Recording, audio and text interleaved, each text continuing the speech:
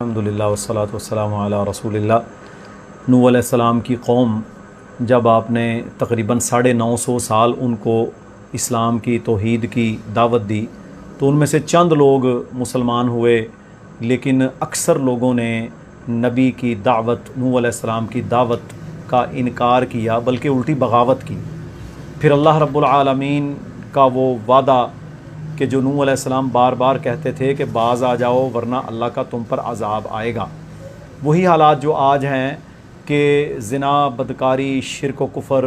نمازوں کا چھوڑنا، ظلم اور جبر سے ہم لوگ باز نہیں آتے، اور اللہ کے احکامات بالکل واضح ہیں، اس کے باوجود لوگ سمجھنے کو تیار نہیں ہیں۔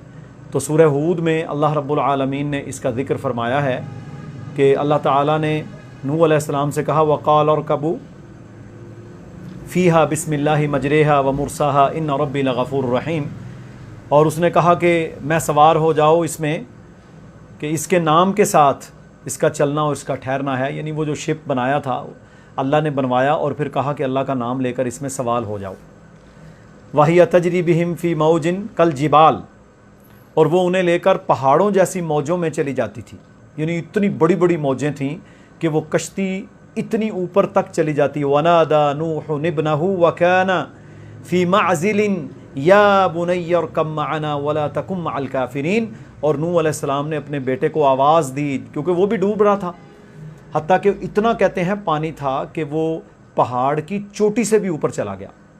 تو نوح علیہ السلام نے اپنے بیٹے کو پکارا اور کہا کہ اے بیٹے آ جاؤ، ہمارے ساتھ شامل ہو جاؤ اور کافروں کے ساتھ مت ملو۔ قال سآوی الی جبل یعصمنی من الماء، کہ تم ان کے ساتھ اگر ہو گئے تو پھر تم بہت زیادہ مصیبت میں پڑ جاؤ گے۔ اس نے کہا میں عنقریب کسی پہاڑ کی طرف پناہ لے لوں گا، آپ بالکل پریشان نہ ہوں، جو مجھے پانی سے بچا لے گا، جو مجھے پانی سے بچا لے گا، یعنی اس کو یہ تھا کہ میں پہاڑ کی چوٹی پر چڑھ جاؤں گا تو بچ جاؤں گا۔ اور فرمایا قال لا عاصم اليوم من امر اللہ الا من رحم، فرمایا آج اللہ کے فیصلے سے تمہیں کوئی بچا نہیں سکتا سوائے کہ اگر اللہ تعالیٰ تم پر رحم کر دے۔ وحال بینہم الموج فکان من المغرقین، اور دونوں کے درمیان موج حائل ہوئی اتنی بڑی، اور وہ غرق کیے گئے لوگوں میں شامل ہو گئے۔ یعنی یہ حالت میرے محترم بھائیوں وہاں پر ہوئی نوح علیہ السلام کی قوم اور ان کے بچوں کے حوالے سے۔ اور اسی طرح پھر اللہ رب العالمین نے حکم دیا وقیل یا ارض ابلعی ماءکی ویا سماء اقلعی وغیض الماء وقضی الامر واستوت علی الجودی وقیل بعدا للقوم الظالمین، اور کہا گیا اے زمین تو اپنا پانی نگل لے،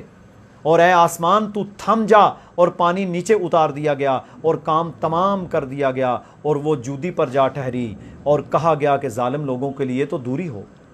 جودی کا علاقہ یہ ترکی اور عراق کے درمیان کا علاقہ ہے، اس جگہ پر یہ سارے کا سارا عذاب کا معاملہ آیا۔ وَنَادَى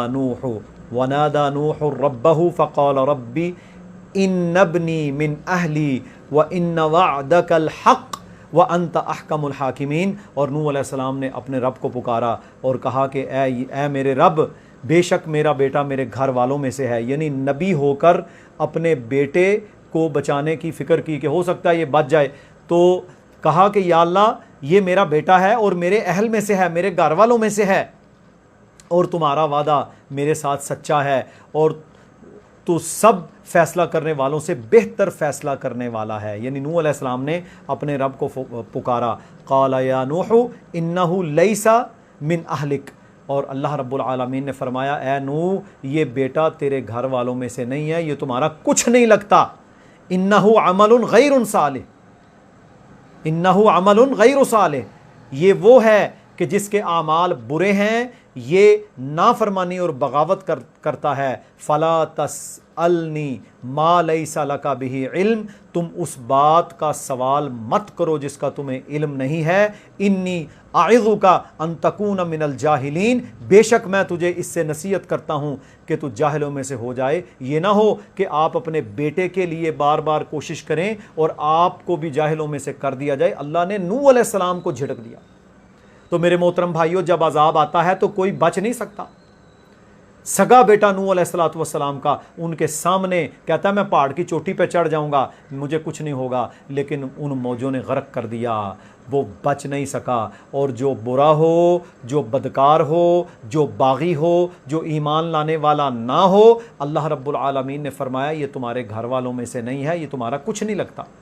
تو کیا ثابت ہوا؟ ایمان بنیاد ہے، اور نوح علیہ الصلوۃ والسلام اتنے جلیل القدر نبی ہونے کے باوجود اپنے بیٹے کو نہیں بچا سکے۔ اور آج ہمارے لوگوں کو یہ سمجھ نہیں آتا کہ اگر نبی جلیل القدر ہونے کے باوجود وہ اپنے بیٹے کو نہیں بچا سکا، تو آج جو تم نے مشکل کشا بنا رکھے ہیں یہ تو ایک مکھی بھی پیدا نہیں کر سکتے، یہ تو مکھی کا پر نہیں بنا سکتے۔ تو میرے بھائیوں یہ سمجھنے والی بات ہے، اللہ کی توحید پر ایمان، اللہ پر ایمان، اور اللہ رب العالمین کے ساتھ صحیح عقیدہ نہیں رکھو گے، اللہ تعالیٰ مختلف قسم کے عذابوں سے لوگوں کو فنا کر دیتا ہے۔ قال رب انی اعوذ بک ان اسألک ما لیس لی بہ علم۔ تو نوح علیہ السلام نے کہا اے میرے رب بے شک میں تجھ سے پناہ مانگتا ہوں کہ میں نے تجھ سے اس بات کا سوال کیا جو میں نہیں جانتا تھا۔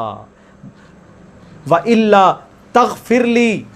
وَتَرْحَمْنِي أَكُمْ مِنَ الْخَاسِرِينَ، اور یا اللہ اگر تو نے مجھے معاف نہ کیا اور مجھ پر رحم نہ کیا میں تو گھاٹے والے میں سے ہو جاؤں گا، میں تو خساروں والوں میں سے ہو جاؤں گا۔ تو میرے بھائیوں اللہ کی طرف پلٹنا ہوگا، اللہ سے دعا کرنی ہوگی، اللہ سے پناہ مانگنی ہوگی، اللہ پر ایمان لانا ہوگا، توبہ کرنی ہوگی، رجوع کرنا ہوگا، ورنہ قوم نوح کا عذاب یہ ہمارے سامنے ہے۔ اور آج شرک و بدعت کے ساتھ کون سا ایسا گناہ ہے جو مسلمانوں کے اندر موجود نہیں ہے؟ اللہ رب العالمین ہمیں توبہ کرنے کی توفیق عطا فرمائے۔ وآخر دعوانا ان الحمد للہ رب العالمین، والسلام علیکم ورحمۃ اللہ وبرکاتہ۔